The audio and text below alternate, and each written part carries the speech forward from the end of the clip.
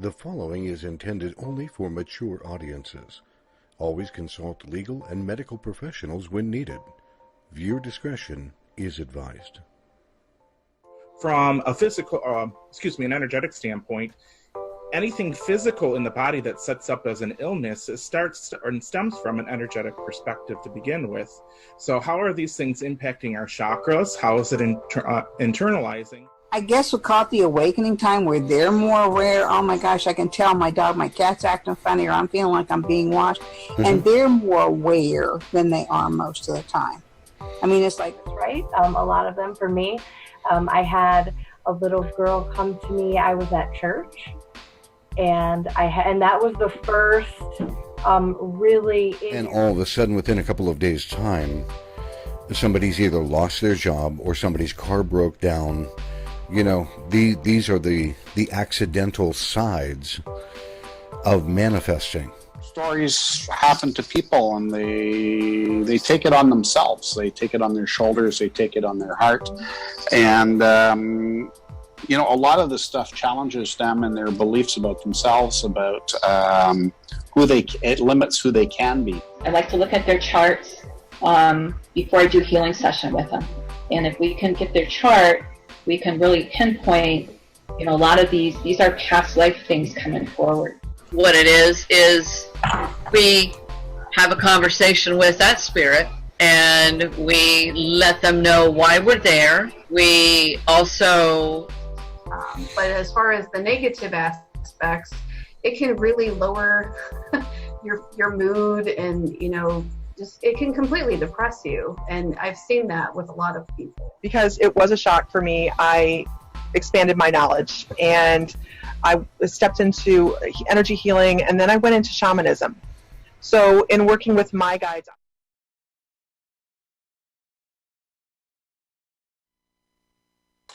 Good evening, everyone, and thank you for joining us this evening for another edition of Terra Turas. I am Jared, and you might see that this is a little unusual. We don't have Michael with us this evening. We kind of gave him an evening off, so I'm going to be kind of helping host the show and push everything along. So I want to go ahead and we'll introduce the panel members that we have with us this evening. In the upper left-hand corner, we have Malcolm Spears. Hi. Hello, everybody. In the lower left-hand corner, we have Reverend Pat Beers. Hi, everyone. And joining us for the first time this evening as a panel member, and we're very excited to have her here, we have Melody Loving. Hi. How is everyone doing this evening? Great. Doing good. Good. Good to hear. So this evening, our topic, we're kind of going to get into an area that is kind of quite popular, and most people have heard of this, and we'll kind of give you some more information and see what kind of comes up tonight. But we're going to be talking about energy workers, also known as healers, and we're going to discuss some of the methodologies and modalities in which they deliver their energy work. So who actually on our panel this evening considers herself to be an energy worker or practices some type of energy healing modality? I do. Malcolm? Yeah. Well, I know, Pat, you're a psychic medium. So in some capacity, if you're not doing a modality of energy healing where you're doing either hands-on healing or hovering over someone with your hands, you are at least giving messages from spirit. So in that regard, we know for sure that you are actually helping heal somebody on some level and starting that process for them. I'm not really sure, Melody, what kind of work do you do? So everybody kind of gets... I am a Reiki master. I've learned it. I've learned hypnotherapy, and through that I've learned some ways of doing brush downs on people that help rid a negative emotion or memory. So that's really incredible and very simple to do. And so, yes, there's that. And yes, I do the psychic and mediumistic readings as well. Oh, awesome. Very interesting. Yeah. And it's all about energy. It sure is. Malcolm, why don't we go ahead and start with you, since you have a lot of background in energy healing, and kind of give us some information about maybe how you got started or what kind of modalities that you use, if you would, please. Well, I've always been very curious. So I always wanted to know how things work. And I started at really getting serious about this at about 15. So that's a whole lot of years to go by. I've currently got a group of healers that pray for people, and with some very interesting results. When I end up doing worker readings with some people, it comes out that they have very profound healing gifts. And whenever I come across these people, which is not that often, I always recruit them and ask them if they would be part of that group. So that's one way of going about it. You can clear, it's called drawing off. You can clear congested energy very often around the eyes. It really affects how people see things. And, when they've seen too much or they've gotten jaded, it tends to kind of build up, and it's a thicker energy. And when you draw that off, things can really brighten a whole lot and feel much lighter physically as well. So there's, oh my God, I've taken so many courses. I've been doing this for 45 years. So, I mean, wow. I go intuitively with the person, what techniques I'm going to use. But it's all about getting them to really be open and to let go of whatever it is that they're manifesting. And then how you go about changing the energy, there are so many ways to do this. I work with a pendulum, I work with my hands, I work with thought or visualization, affirmations. I get the person to say, we'll figure out what kind of affirmation they need to use if they're really auditory. So it really goes to what the person needs. Interesting. Well, yeah, like yourself, Malcolm, I have a lot of different modalities behind my background. I haven't been doing it nearly as long as you have. But there's a lot of different ways that energy healing can be delivered, or for whatever purposes that you're trying to use it for. And that brings up an interesting topic. And I kind of want to go round table here and kind of ask everybody and get their input behind why would somebody who, like our viewers, for instance, who are either listening in or watching this, why would they want to have an energy healing from an energy healer? Pat, why don't we start with you? I go once a month for a massage for a lady who does energy work. I've taken her. I do healing, but in a different way than these guys. I have Reiki 1 and 2, but I have never really used that. I trust the instincts. I use my pendulum, because you can use the pendulum to help them. I watched a lady's knee come down. I mean, to looking like it had a basketball under it, and I showed her how to do this. And in the course of a meal, about a half an hour, it was amazing to watch the swelling go down. Mm. And a friend of mine named Jenny Clark teaches something called Jen Air. This is very spirit-driven. I've taken her classes twice. I use all these things, but I don't do it hands-on. As I mentioned, my friend Linda Trent, Melody's done brush downs on me before, which is absolutely amazing, at a distance, because she's in Portsmouth, Virginia. I'm in Akron, Ohio. It's just, and the new bars is the thing that a lot of my friends are doing now. Access bars. I mean, I just can't believe what this stuff does for us, and all they do is hand placement on your head. Right. We're so fortunate to have. When I had my first arthroscopic knee surgery, my doctor said, well, I'll see you in 6 months for a knee replacement. And I went back 2 years later, and he said, where have you been? And I said, my friends have been working on me. And when I broke both my ankles, one of my friends would come to the rehab hospital I was in and work on my ankle. And they never saw anybody heal. I have 10 pins and a plate in my left ankle. And they never saw anyone heal. I was 62 that quickly, and it was fascinating. I said, well, that's called Reiki. So, yeah, it's very interesting. Yeah, absolutely. Even I've seen you use your pendulum before, and you pull that out and you send people energy and work on them. So, yeah, definitely. Maybe not the traditional hands-on aspect, but not all modalities are hands-on. So, yeah, that's really cool. Melody, same for you. Why would somebody want to, or should they come to you for a energy healing? Okay, I have a young lady who comes to me, and she has an issue with the person she works with, and this is where I do the energetic brush down. And it's very, very simple. They have to go to that place of discomfort. It's always a negative. And I did it ages ago with my brother who used to have a recurring nightmare. He never had it again, but he was one who would never come to me either because I did all that woo-woo stuff. And he's like, don't talk to Melody. He came to talk to Melody, and I did it, and he never had that dream again. But this young lady, it helps. The stuff attaches to you, whether we know it or not, and negative on a regular basis. So it's really important for us to always ask to be surrounded by the white light of Christ or whatever it is, to definitely be in a higher healthy space, healing, happy space.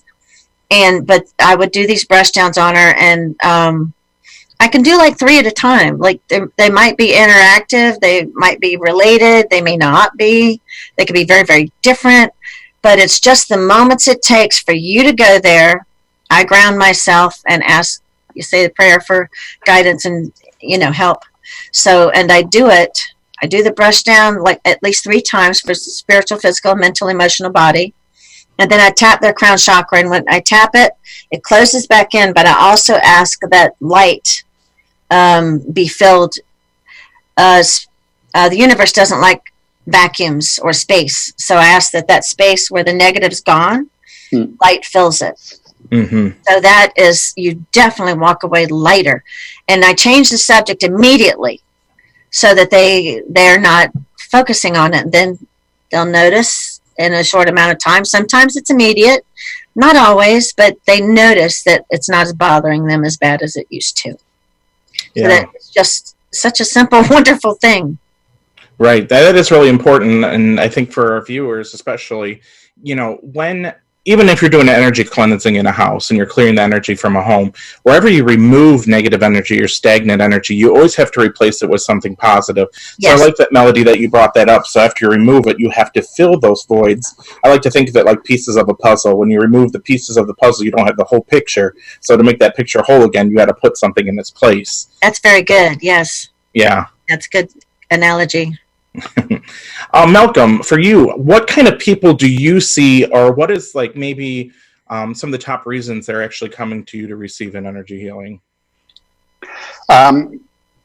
Usually it's because they're dissatisfied with either the medical people or it's not healing fast enough, or they're open enough to want to deal with the energy side of things.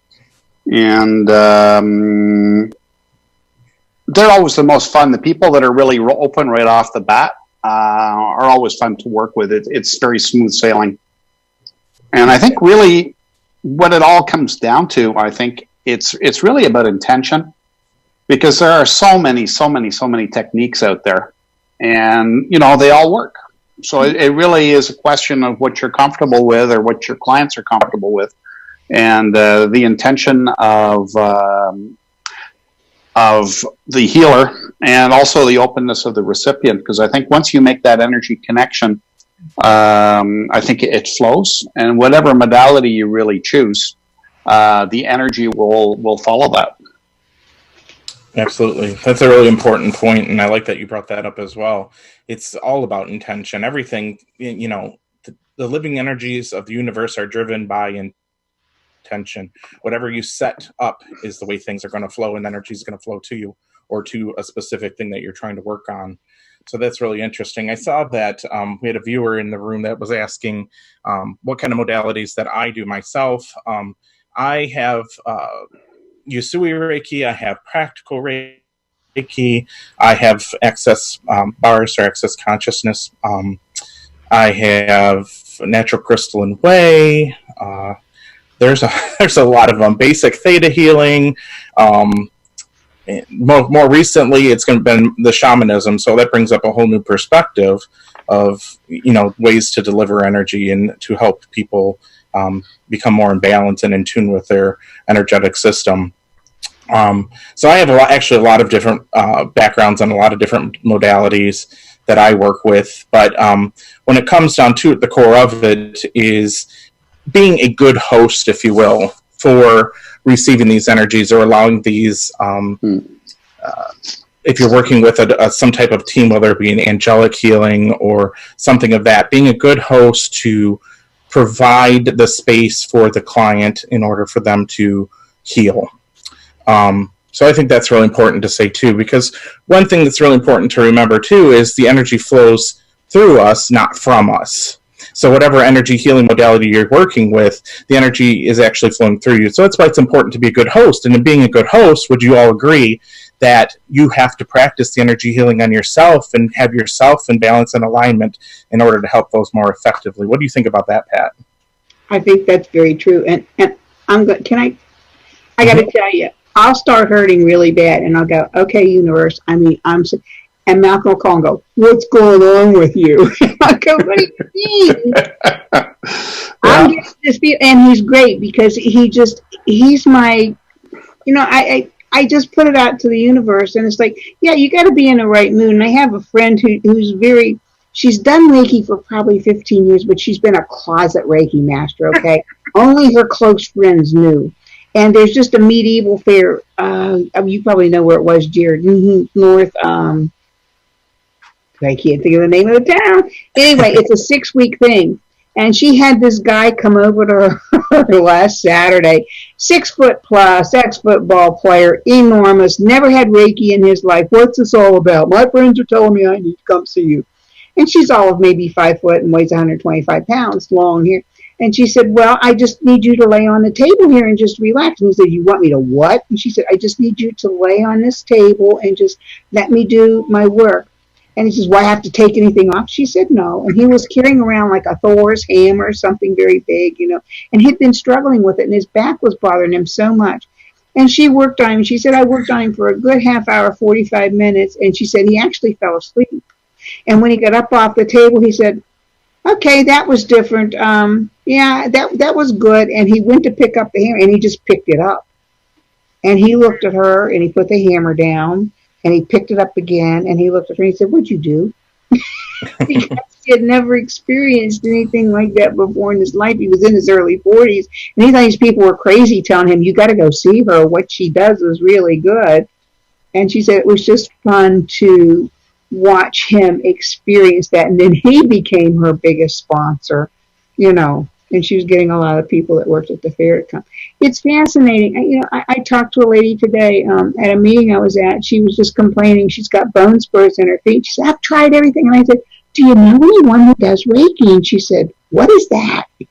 And I told her, and she said, well, some of my friends have talked about that, but I always thought that was a little out there. And I said, give it a shot. Just go see what it's all about. I think you will be amazed. So it'll be interesting next week when I see her, because this is a weekly thing we do. It'll be interesting to see if she connected with someone and the results that she got. And tuning forks. When my husband had the pancreatic cancer, our friend Greg came over with tuning forks. Mm-hmm. And, he gave Roger a washer on a string and told him to use it like a pendulum. And, my husband was a chemist, and he's like, right. Mm-hmm. And he used the tuning forks on him, and he was absolutely fascinated because it gave him pain relief. And he would just never, that Reiki stuff was cool, but I am really, and I knew darn well he did, because his expression was different. He was acting different. But, the tuning forks were something physical. He could see. He could feel it, and it wasn't like Reiki because he didn't know what that stuff was doing to him. Right. It's funny. It is funny, and it's funny that we've even seen a progression over the years. Given like 10, 15 years ago, you really didn't know very much about Reiki. People were just, dipping their toe in the pond, and somebody would come up to you and say, hey, I'm a Reiki master or something. And they're like, okay, what's a Reiki master? You know what I mean? And yeah. It was very expensive too, compared to what it is nowadays, from what it used to be. So, I mean, I see that there's a lot of people just getting into it. So Reiki practitioners are a dime a dozen anymore. Everybody you talk to anymore has some experience with, Reiki healing or whatnot, and they actually have attunements, which brings up a whole nother topic. Melody, would you care to share with our audience, like, what, from your experience as a Reiki master, what an attunement is, if somebody was interested in going to become a Reiki practitioner? When I first started with the Reiki, the first thing I read or heard was that if you connect with Reiki in this lifetime, you've done it and been a healer in other lifetimes. And you're just coming back in connection with it in this one. I love the part that it's non-invasive. Like the guide, no, you don't have to take off your clothes. and it's so simple. And I'm actually don't remember your question, Jared. But if someone was interested in going to become a Reiki practitioner, describe what an attunement is. It pulls you into alignment. It's energy, yourself energetically, and how you just feel like you're more connected to, like, say, those other lifetimes, but just the flow from spirit coming through to you. Oh my gosh, it's just there, and it's like you've known about it and all that, but then it's real. And it's so loving and gentle, and it's just a wonderful feeling. And for us to start there and then go from there and work with the magical symbols, they're just incredible. To work with those symbols, it's like, wow, they just look magical themselves. Absolutely. That's one thing that I've noticed quite a difference with, because having a background in Usui Reiki and Practical Reiki basically breaks down all the symbols. You don't use symbols. You don't use hand placements. It's almost like it's recreating the wheel in some sort of the sense. So we always know that intention is the best. Yes. You know, how whatever energy modality you're delivering is just setting that intention. But those attunements are very important, and a very important part of the process as like a rite of passage, if you will, to becoming an energy healer. It's opening yourself up to, and almost a sense of remembering the energies as they come to you. And they, like you said, they work through you. So you're delivering the energies and being that good host, or that vessel, if you will, to deliver the energy to people. It's really important to, in past shows, we've talked about chakras before, and, you know, you have 7 major chakras, and the chakras are these energetic vortexes that are outside the body or in the energetic body. And, you know, anything from an energetic standpoint can impact the body physically when we start coming up with, or having a dis-ease in the body when illness starts setting in. So energy healing, in a sense, is very important to remember to keep those chakras aligned and balanced. Is that something, for instance, Malcolm, that you do? Do you work with the chakras and aligning and balance the chakras in your energy healing process? I have done, and it's usually people, they're balking or clogging or at one particular level. So you find, you know, it goes with the chakra, what's going on, the crown or the third eye. I mean, you tune in on what's going on and where to work with the chakra. And this is really fun with the pendulum, is you can, you know, clear, if they're lying down, you know, you can clear the chakra with the pendulum. And then it's always important to energize it afterwards, because people were mentioning that earlier about putting energy back in once you've cleared something. And it really works. And it gives you an idea where to go, because sometimes I'm clairsentient, so I can feel sometimes like what some people I get bonded to, like Pat. I know when she's having a really rough day, and I'll phone her up and say, hey, you know, what's going on? And so there's the clairsentient part of it as well. So you can just kind of tune in to where you need to go. So in a sense, you definitely are using your intuitive gifts in order to direct you in what areas of the body to deliver energy, for instance. Absolutely. Yeah. Absolutely. And it really, I think Reiki's been really terrific, because people know what it is. It's not such a strange animal anymore, and so many people do it, and so many people have heard of it. The average person has heard of it, and they'll be open to it, you know, compared to like shamanic healing or, you know, stuff that is more dramatic. And, you know, it's safe, and, you know, it's a known quantity, or somewhat known, maybe not to scientists, but, that's how these things go. Right. Absolutely. I was. The thing Go that ahead. excuse me for interrupting, but the No, thing you're that fine. fascinates me is a lot of the local hospitals here now will allow Reiki Pet and do it openly. They don't have to sneak around and do it anymore. Yeah, absolutely. You see that a lot more in hospitals. They have a what do they call it? A spiritual center or something like that, where you can actually receive healing. I know they use it in hospices too, because it's one thing to remember is when you go to an energy healer for the first time and you've never been to one before, one of two things can happen. Either you go in and you come out feeling like you had the best massage of your life. You just feel relaxed and at ease, or you can come out completely transformed. So if you have physical issues that are going on, physical, mental, spiritual, whatever it might be going on with you, and how the energy can actually help balance and align and remove those stagnant negative energies that aren't flowing correctly for you to help you maintain or to come to an equilibrium within yourself is very important.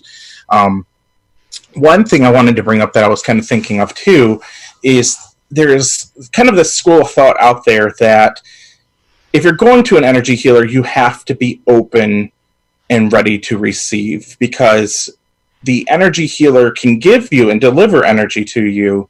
However, because of your free will, if you're allowing yourself to be blocked, or if you're really truly not open to be changed from whatever might be going on, that in essence, the energy healing won't work. Malcolm, do you agree with that? Yeah, I've seen people block things pretty dramatically.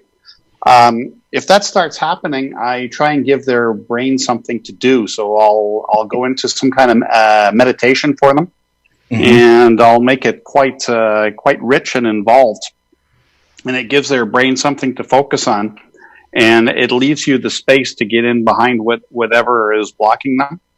If they're really blocked, then there's no way they're not going to receive. But there's ways to get around that. Yeah. And sometimes you have to really kind of struggle to go in behind their defenses. That's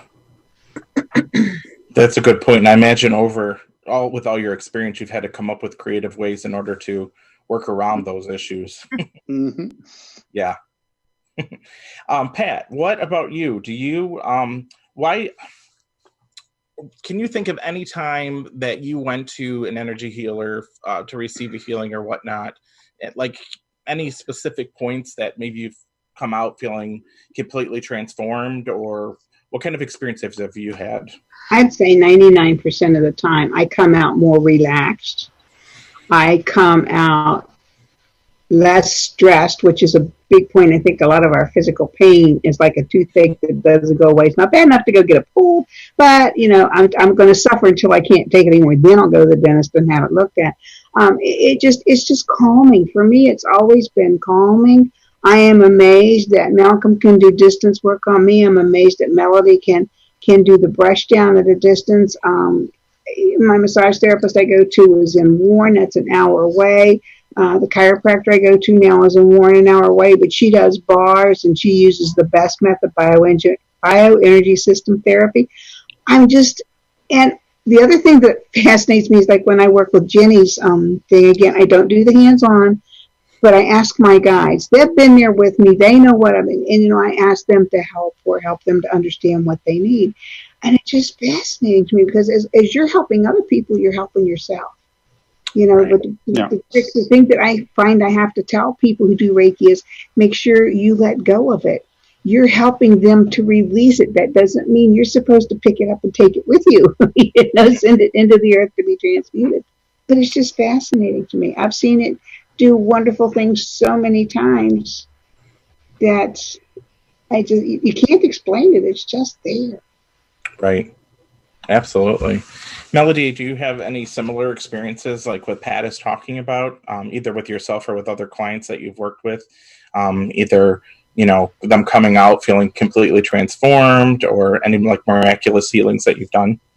Well, like I was talking about with the brush downs, and some people are very sensitive, and that's why they really do want the brush downs, because they so are feeling so overwhelmed and weighted down with particular issues. And yes, they do definitely do that, feel that that lightness. And because I really try to impress them with, it may not be immediate, like that's why I change the subject as soon as we're done with that brush down, and then we can start thinking and go to another one. But mainly it's like change the subject right after, so that they'll get away from that thought and trying to really get into it too much when it may not be ready. But what I'm glad you called on me, because I think I left the other thing open-ended when I was talking about it. Mm-hmm. Because if a girl comes to me, she's got an issue with a boss, I can't get rid of the boss for her. But what I do is help remove or lessen the effect of what the boss has done to her. With all the negativity and the bad feeling about herself and self-esteem and all that. And I can help lessen that, so that should she deal with the person again, she has more tools or ability to work with, to deal with the person, and maybe not take it as personal. And simply like, and to keep it at a distance for herself. And so, but yes, I thank goodness I do have people say that they definitely notice the difference after a brush down or something like that. And with some other things that I do art, which is totally different from this, but there is a healing in it. Absolutely. And people are absolutely amazed with what they receive from that. That brings up a very good point. That's very, very true. Very interesting. And believe it or not, we are already halfway through the show. So we're going to go ahead and take a quick break here. So don't go away, and we'll come back with some more interesting topics on energy healers and their modalities. Okay.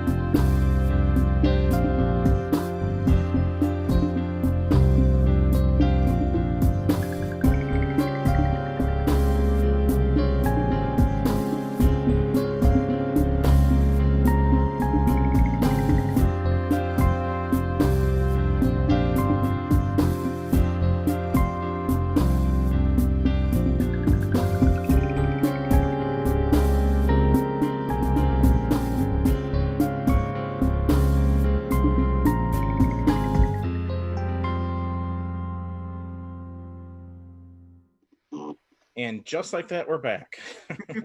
That time goes quick, too. So if you're just joining us or listening in for the first time this evening, we're talking about energy healers and the modalities that they use in order to deliver energy healing.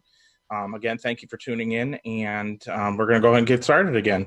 I wanted to go back to Malcolm here, and we're going to talk about distance healing. And can you tell the audience more about distance healing and some of your experiences with it, Malcolm?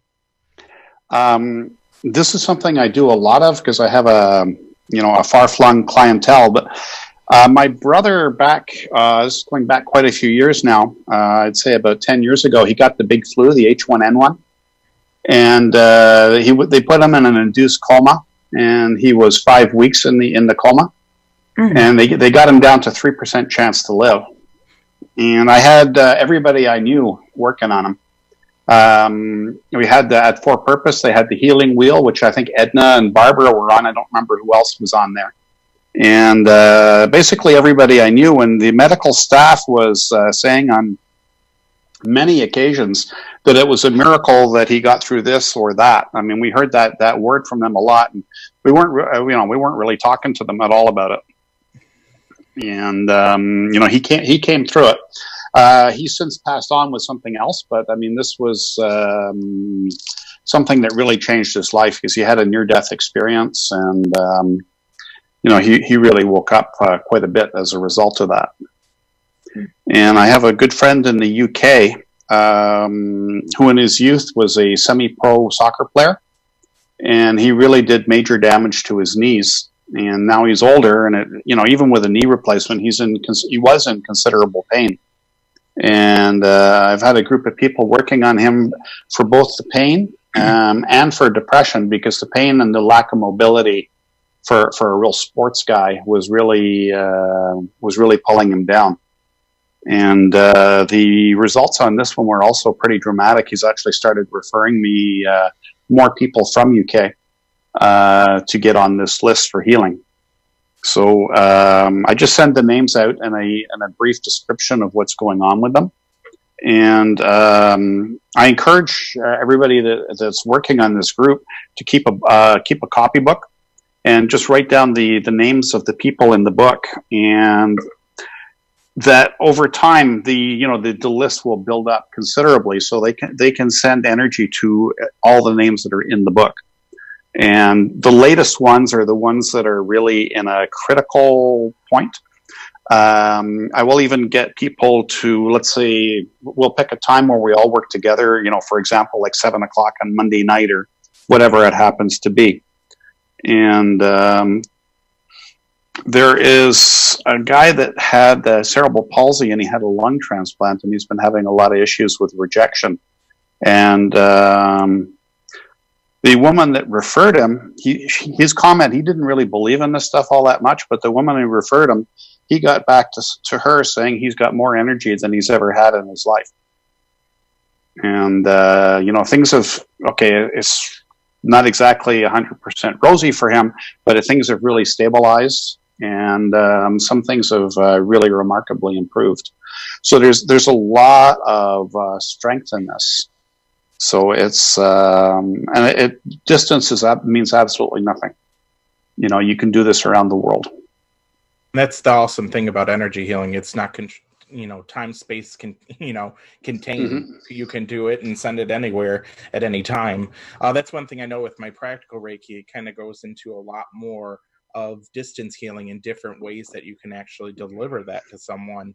And from other modalities and other people that I've worked with in the past, sometimes they say they need a picture or something of the person that they're sending energy healing to. So that way they have something of focus. I've even heard of people using like teddy bears or some type of stuffed animal, and they'll actually touch the stuffed animal with bear at certain areas to deliver the energy healing for the person that they're sending that to. I know in my shamanic healing work, we can do distance healing, and we can even use a scrying bowl. If anybody's familiar with that, it's basically just either obsidian's bowl or just a black glossy bowl that you put water into that you can look into, and you can send the energy that way as well. So I know some people need that focus to focus their intent and to focus the energy. They need something tangible in front of them, while other people just have to think about the person. They might close their eyes and, just send that intention of that energy to that person. And it's kind of remarkable because I know if the person is aware that you're sending it, even if they're not aware that you're sending it, but you call them later, they might even tell you that they were, something was going on during a certain period of time and they felt something from that, whether it be a tingling on the top of their head or they just felt energized. I have a friend who does energy healing, and her sister's husband, so her brother-in-law, was in a race, and it was like a 24-hour race where they ran all through the evening and everything. It was intense, but she sent energy at a specific time, and he was wearing some type of device that tracks his energy levels, or it's something like that. But when she was sending the energy at that time, you saw this remarkable spike in the energy, and his energy, like he just got this boost while he was running during the race. So it's pretty profound how that energy and that intention, when you send it, what it actually is capable of doing. So I was going to ask you, Melody, in the brush down technique, is that something you can do via distance, or is that Yes. Okay. I stand in front of, I have a favorite chair, and I have, of course, a house phone that's mobile. I still have a landline. And I can put it on speaker and lay it in the chair and pretend like I'm standing in front of the person. Yes, and I do every bit of it right there. And even with the changing of the subjects and everything, to let them do 3 issues and stuff. And like I said, sometimes they're interrelated, but a little bit different. Like you want to put more, like, focus is not just the job or the person, but this is also what you're doing at work and what issues you're having with the job itself, not necessarily the person. Mm-hmm. So it might be related, but not necessarily it's not all encompassing. Okay. You want to be more precise with what you're going to focus on so that it definitely gets out of there. Mm-hmm. Lessons. See, because I come down the body with my hands, because there's no holes over top. There's no opening. Come down the body like rakes, and it comes down both sides and send it out to the earth, to the white light to be dispersed. But 3 times, like I said, spiritual, physical, and mental, emotional body. Mm-hmm. And then, but sometimes I go a lot more just to, anyway, I get going. But then I touch the crown chakra again with the light coming back in to fill the space, but close the crown chakra. That's the tapping the thing, and then they can open their eyes. Interesting. Did I answer the question? Yeah, absolutely. Okay, yes, I can do it on distance. It's so like Pat. I've done her and other people and stuff like that. So yes, that definitely works. I wanted to say, Buzz Myers, I don't know. I know Pat knows him. I'm not sure if Michael came when he was still living. A great astrologer. He passed in 2000. When I first learned Reiki, he would work so hard and so long, and he'd do nighttime classes and things like that, and weekend classes, and he was worn out. And I asked him what time he went to bed and if I could please do Reiki on him, and I explained it to him. And so I would do it when I knew it was a few nights that he was doing this. And the next time I saw him, he said, "Oh my gosh, Melody, thank you so much." Because I made sure he was in bed. That was something that was important, because he knew it was coming, but mainly that he was resting. Well, he went on to teach Reiki and open it up to his group in Virginia Beach for everybody to be what was the word you used? When you're initiated into it. Attunement. Yes, thank you. Yes. Mm-hmm. He did the whole group. He wanted everybody to have Reiki because it was so phenomenal to him. And at a distance. So yes. It's really incredible, the healing that you choose and the intention behind it and the heart that you put into it. Yeah, absolutely. Do you remember when Walter Catala did Amanahuna on all of us? Yes. Whew. Yes. It's just, I consider these healing modalities to almost be a prayerful state, because everybody that I know that does this gets very peaceful first within themselves. They ask our angels and guides for permission, or they ask the physical self for permission. And it's always such a calming, prayerful thing. I got to tell you guys, and crystals, we talked, we didn't mention crystals, but people using crystals. And we had a Rottweiler that weighed 192 at his max, 167 we put him down. Most of his life he weighed 150. He would get hot spots, and they would knock him out to shave his body. And then I have to put creams and lotions and blah. And I had just gotten into this kind of thing and learning about healing crystals, and I drove my husband crazy with it, because I would take a pink quartz healing wand, which is nothing more than a point on one end and rounded on the other one. And we had a pedestal waterbed, and I would get the dog up there, and I would open his chakras with it, and then I would work on his spots, and then I would close him down. And all you had to do was pick up, I'd give it to Roger. All Roger had to do was show that crazy dog that pink wand, and he'd just go, ah! And it's just, so it works on pets as well as people. The distance healing, the actual hands-on, and people don't think about that. And it's truly something that helps everybody, animal and person alike. Yeah, that definitely, you bring up a good point there, because it can be done for animals just as well. It can be done for humans as well. I didn't like him knocking him out, because it would take him days to get back. And I just didn't like that, so. Right. Something different. That you also brought up another interesting point, Pitt. We had spoke earlier about the use of a pendulum. So we know that energy healers can use tools in their sessions to either gauge or to deliver the energy. So does any of our panel members specifically work with any tools in their energy healing process? We'll start with you, Malcolm. Just the pendulum. It's not far. Yes. Yeah, actually, that's the main tool I use, because mostly I'm not such a big gadget guy. I really like using my hands. And there's work I do called body alignments, which you actually are tapping on. You tap on muscles to bring the joints back in alignment. So it's, a physical technique, but I can do it at a distance. And it looks kind of strange because I got my eyes shut and I'm tapping all over the place, here, there, and everywhere. Like I'll check each joint with the pendulum. And then tap on the appropriate muscle to move whatever is going on. And so I'm sitting there, I'll do the whole session, and I'm just kind of tapping in the air. But I'm visualizing the person, and at times I can actually feel it. And I've had some really good success with that. Oh, that's true. I've done some of that on you. It's a straight feeling, let me tell you. Malcolm, please, my hip, my knee. You feel it moving. There's no pain or anything, but you just feel it moving. It's like, what the devil's going on? Yeah, I have a few people who phone me specifically, like for back issues and stuff, because you just visualize tapping on the spine. They're called spinal abductors, or a whole. I can't really do it justice on a camera, but it's a whole network of little muscles that align your vertebrae. And you just tap on the appropriate spinal abductor, and it'll shift it. And it physically moves. And people with who are in intense pain, it just goes away. It's really quite astounding. Yeah, that's pretty profound for sure.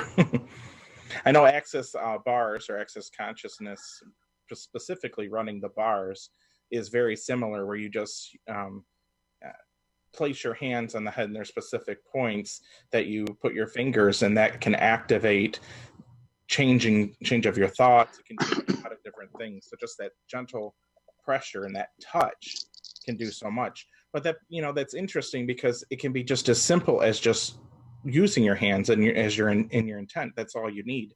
You don't necessarily need all those bells and whistles, although I am a bells and whistles type person. And in my shamanism, we use a lot of bells and whistles. I've been trained with the pendulum myself, so I use that often. I practice natural crystalline ways, so we've actually placed crystals on the body for healing at different points. But in shamanism, especially the Andean shamanism that I work with, we're known for using rocks. So we use rocks to heal. We use these little bundles that have rocks and other what they're called, like kuyas, or specific things of intention that have been energized to help with healing. We use rattles, we use feathers. Other traditions use, drums. So there's a whole host of things that the actually energy healer can use during a session to help change the energy or to deliver the energy for the person that you're working with. I wanted to go around real quick, and I'll start with Pat. Pat, is there anything that you wanted to add this evening in reference to energy workers? And the only thing that, and as I was talking about, I have a shelf over there with a whole bunch of crystals. I will often give people just even a little quartz crystal, healing crystal, with the round in it, and I'll say, just try this. And my neighbor was 102 when she passed, and she had one knee replaced and the other one needed done, and she wouldn't. And I said, just try this. It was maybe 2 inches long. But she would sit there when she was watching TV and not even realize she was doing it. She would use that crystal going counterclockwise. And I said, just shake it like a thermometer and then go back and go. And she would catch herself doing that because that crystal was always beside her chair. So it's just comical because subconsciously people who don't necessarily believe in what we're telling them or believe in what we're trying to explain, once they try it, it's just like the body just says, hey, I need this. Come on, let's try this. So it's just interesting. Absolutely. Melody, is there anything that you wanted to add this evening that we hadn't talked about yet? Not exactly, but I wanted to tell a funny thing when I was doing at a ladies, the woman's show like they do in Virginia Beach and stuff. And we had a booth there, and I had a little sign up. It was a real pretty hand, but I stuck this piece of paper on this hand on the table and said, want a quickie? I got a lot of people's attention, but it was a quick, either raising your energy or lowering your energy through Reiki. And it was a chair. They could sit in the chair and be on one side of it for raising the energy, on one side of them for lowering the energy. And some people said, why would you want to lower your energy? It's like those people that are really, really, really excitable. And like, I have a grandson like that. Yeah. He would need to lower his energy. So yeah, there are those that you would lower the energy. But anyway, it's just so helpful, and it can be funny, and to get people's attention. It's like, well, okay. And there was this one big dude that was one of those that needed to lower his energy, and he's like, I don't believe this stuff. It worked. It was so cool. That is cool. Such a good feeling. It's just a feel good kind of thing. I like how you brought that up. I like how you brought that up because it's like, yes, some people have an overabundance of energy, and that's not good either, and that can cause issues. So as much as people are feeling low and we have to balance them out, you have to balance them out when they're on the high too. Yes. And keep them in, again, finding that equilibrium. I know you're short on time. I would like to say one thing. We need to remember also when we're feeling zapped out, I can't get the right word, but see, just kind of knocked out. We need to also ask, is this mine or is it somebody else's? Sometimes we take on other people's stuff, and it stays with us and knocks us out, and we're feeling bad when we shouldn't be. Yes. So every now and then it's like, wow, is this really mine or is it somebody else's? And if it's not mine, go away. Right. Yeah, especially being sensitive, Yes. Being empathic, that a lot of people struggle with that because they can't discern, is it mine or is it somebody else's? It feels like yours. Right, absolutely. Malcolm, how about you? What would you like to add this evening? Maybe we haven't talked about or want to touch on again. Well, just to go back a bit with being empathic, I'm primarily visual, about 70%, but about 30% kinesthetic. So when I start picking up stuff that I know is not mine, I always say, thank you for showing me, please leave. Because you don't want to be carrying it around, because once you got the message, the pain or the discomfort is no longer necessary.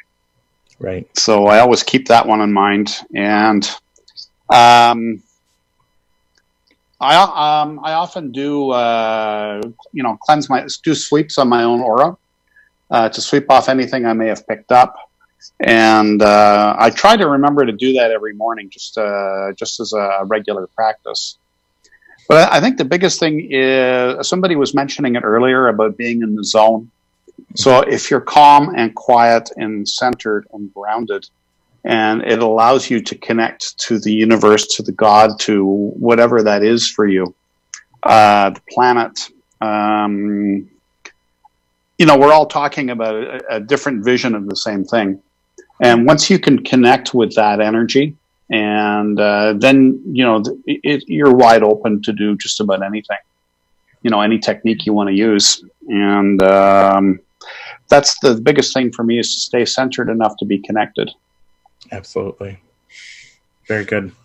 I just wanted to touch on real quick. We actually have two questions that I want to touch on too. They'll be quick, hopefully. One thing I wanted to mention was the idea, and it's running out of my head at the moment. Oh, we talked about it earlier about if a client is coming in for energy healing for the first time, they may be skeptical. What is this, thing that I'm going to go and experience? And I said there's two things that can happen. You'll either walk out feeling like you had a really good massage, you feel really relaxed after the session, or you come out completely changed. And if you're coming to an energy healer for the first time, be open to the experience and ready to receive the energy, and be ready to change. Be ready to fix those issues and let go of those things that no longer serve you. And even if you are skeptical, you're nervous, whatever it might be, if you're going for the first time, you're probably definitely going to feel something. You're going to feel a warmth. You're going to feel a tingling sensation. Whatever it might be, you're going to experience something. Most people do. So this brings up a good point. Will one energy healing session work, or should people come for multiple healing sessions? And anybody can answer this. I think it depends on you and your attitude. If you go with an attitude of gratitude and I'm open to this and I'm going to see what happens. So many people, well, I went once and I did feel different, but I didn't go back anymore.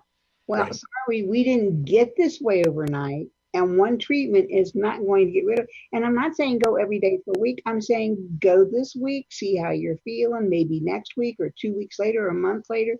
Let it kind of, you got to let go and you got to build at the same time. So, Yes, excellent point. Anybody else want to answer that? I feel she did good. Yeah. It's Let's go and see what happens. Right. Yeah. It's completely And come back if you think you need to. I'm here if you think you need to. Call me if you have some questions about it. Because some things that we do, it does create questions. Yeah. And it's like, please call me. I can answer questions and we can go from there. Yes. And you can come back if you want to. Or feel the need. Right. The other thing I wanted to touch on real quick, and we're running out of time, and this can lead into a whole nother show, but I want to kind of get your wheels turning here. When we talk about energy, and we're talking about energy healing specifically, people out there that are listening or watching this right now, what is this energy that they're receiving? Where is it coming from? What is it? Anybody want to touch that real quick? It comes from the most loving place of the universe possible, the most loving possible place, because it is all for our highest good. It is coming from the highest place. We are channeling it, or as you say, a host.